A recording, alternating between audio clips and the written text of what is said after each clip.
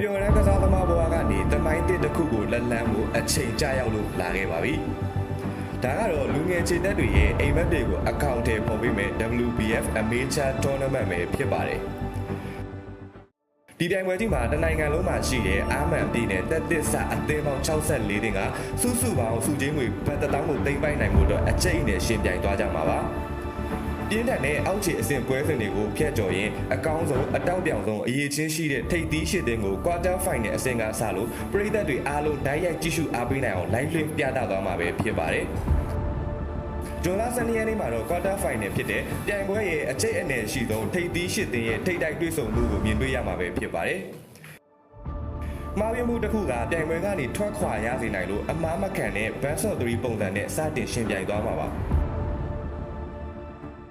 ဇွန်လ13ရက်နေ့မှာတော့ Semi Final ဖြစ်တဲ့ဘိုလူပွဲစီတက်လန်းမဲ့ Finalist နှစ်သင်းကိုရွေးချယ်မဲ့ပွဲပါ။တစ်ဖက်နဲ့တစ်ဖက်မလျှော့စရန်ဗျူဟာမြောက်ကစားရမယ် Best of 3 ပုံစံနဲ့ပဲပရိသတ်တွေကိုရင်ခုန်စေဦးမှာဖြစ်ပါတယ်။ဇွန်လ14ရက်နေ့မှာတော့တတိယနေရာလူဝဲကို Best of 3 ပုံစံနဲ့အကျိတ်နဲ့ရှင်ပြိုင်သွားမှာဖြစ်ပြီးတော့အားလုံးကစောင့်မျှော်နေကြတဲ့ Grand Final ဘိုလူပွဲကြီးကိုတော့ Best of 5 ပုံစံနဲ့ကစားသွားကြမှာပါ။